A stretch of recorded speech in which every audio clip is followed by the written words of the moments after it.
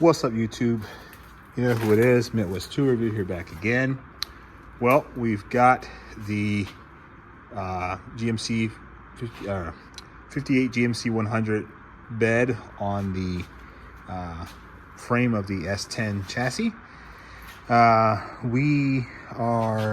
am rather, not we, because I'm doing this alone. I am starting to cut out some of the old bed cross members and some of the decking slats. They're all rotted out. We're not going to use it. I was initially thinking I could try to, make it look cool with the rust color. I decided against that. I'm not going to worry about doing that. I need to get some angle iron and replace the skirting around the bed. You can see how it's all rotted out. Just metal, just welding, that simple stuff.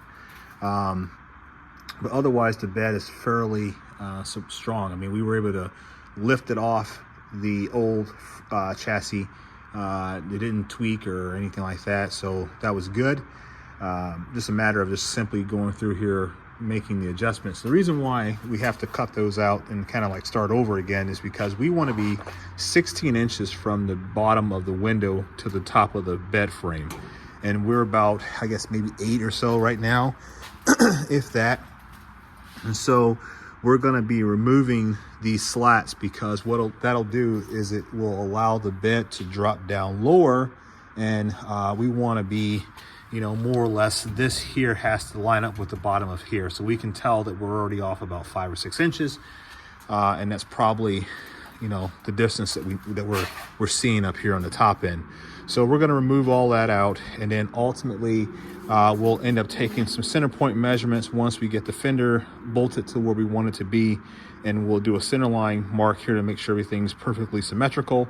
And then that will also translate into how much of the bed we're going to have to cut out, because we will have to make some adjustments on there.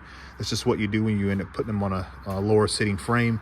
So we'll end up cutting out a arc, if you will, to accommodate for the tire.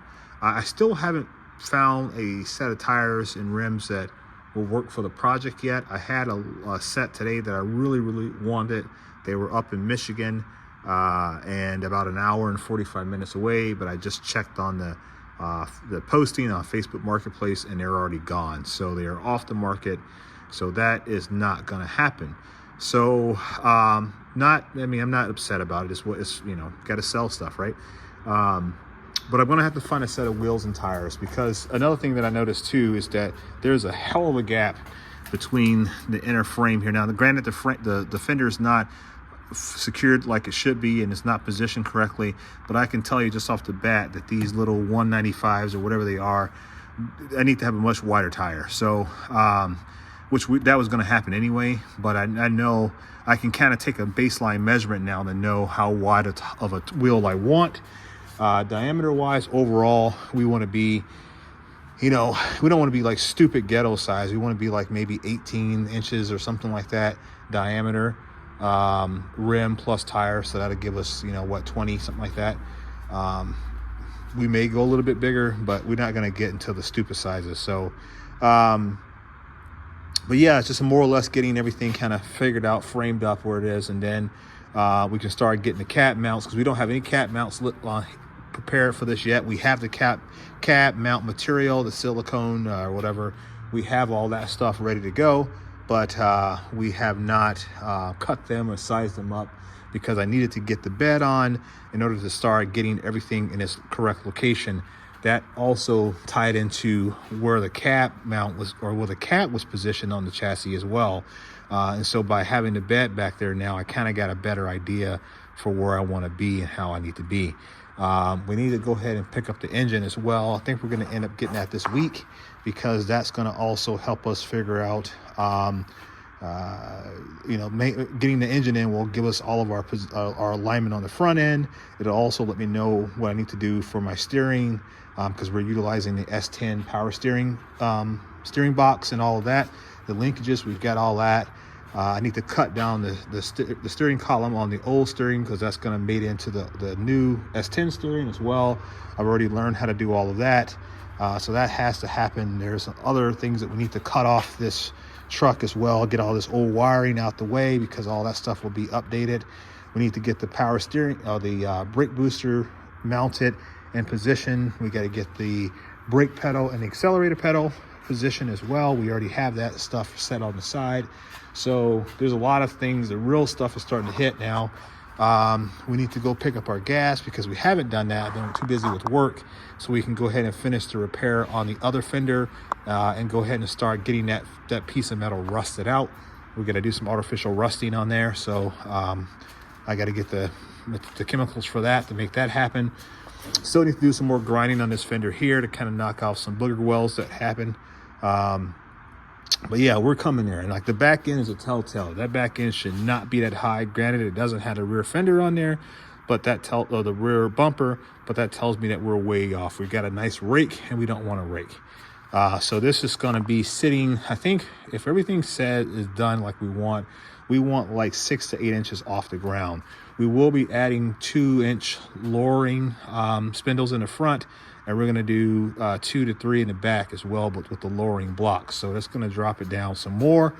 And ultimately, like I said, I want to be the 6 to 8 inches off the ground. I don't need to be stupid low, but I want to be low. It's the whole look of the truck. It doesn't improve anything. This is not a go fast truck. It's getting a LT1 V8 in it, L99. We're putting an LT1 in it, and that's what it's going to have. It's going to have a 4060 trans, which we already have. Yeah, I mean, it's coming along. I'm just out here kind of screwing around. I need to go ahead and go inside. I'm going to do some more cutting real quick and maybe do 10 to 20 more minutes worth of work, and then I'm out of here. Still rocking the Benchmark Abrasives cutting stuff. So shout out to Benchmark Abrasives. Where are you guys at? There's the signage over there. Check those guys out if you're interested. They are a great company. They are really great company because they're supporting a small channel like me, and that means a lot. They could have partnered with anybody that they wanted to on YouTube or whatever, but they selected me. Obviously there's probably other people they're partnered up with as well, but they did approve my partnership, and they are supporting me as a small YouTuber with a little bit less than 10,000 subscribers. So that's pretty awesome. So guys, if you're looking for a cutting disc just for the sake of morality and ethics and just a way to say thank you to them, go buy some stuff from their site. Cutting discs, flap discs, whatever the case may be. If you're looking for something, try these guys out. You won't be disappointed. So much so that I was cutting some of these slats out, and I don't have enough diameter in order to get under there and get all the bolts. I was like, you know what? I'm not going to be throwing this disc away. I'm going to take this disc, I'm going to set it off to the side, and I will be using it again. It cuts that well. So normally you get down to like that small or a little bit smaller, you just toss it in the trash and call it a day. But these things cut so well that you want to keep them around, even if they are smaller than your desired size. So, but that's all I got for today. I don't think I picked up. I did get one tool. I guess I'll tie that in because you guys love tools like I do. We were talking about earlier on that I didn't have enough grinders, and like when Isaac comes over to help me out occasionally, he's a really good welder, and he needed to have his own grinder when he's here. And so I picked up this Metabo one at an auction site. It works really, really well. And then just today, my DeWalt came in as well. So now we have a DeWalt grinder as well. So we got Metabo, DeWalt, we have my Milwaukee, and then we also have this little cheap Bauer, which I shouldn't knock it. It's been doing its job. It's been holding the shop down. So we've got some grinders now. So when friends and family come over to help out occasionally, I should have enough equipment for everyone to use something. So that's the goal, right? So building out a shop is not easy. It's a lot of money, a lot of time, a lot of considerations that has to be made in order to ensure that you have everything that you need to have. It's just, yeah, it is expensive, I should say. I'm going to be doing this Vevor paint pot. This is like a pressurized paint pot. I'm going to use this to paint the frame, I think, of the S10. I think that's what I want to use this for. So future video is going to come out on this here. So make sure if you're interested in understanding what this is, make sure you check out that future content. Other than that, I'm working on my Snap-on grinder. I don't even know if I'm going to do content on that. It's irritating, but I think I may slightly have figured it out. I still got to get my batteries rebuilt for some of my vintage Snap-on tools because I'm bound and determined to put these into service. So when I get time, I'm going to send those out to someone to rebuild batteries. I heard that Interstate Battery does that. Shout out to whoever that was that told me that, so I got to call them up. There is one in the neighboring city of Fort Wayne. But yeah, so that's what I'm going to work on now. Like I said, I got to get this done. I got to go inside. And then I'll pick up some gas tomorrow, and then we'll be doing some more work. We got to go pick up the rhino lining stuff for the floors in here too. I've got the seam sealers already come in. I already have all that stuff. I need to get the rhino liner and get that stuff put down as well, so I can go ahead and put the seam sealer down, and then we can be done with the floors inside of the truck. And then it's all the other stuff. So, all right, guys, that's all I have for tonight. Hope you liked the video. I'm going to get back to working on the truck bed, and then I'll catch you guys tomorrow. Peace.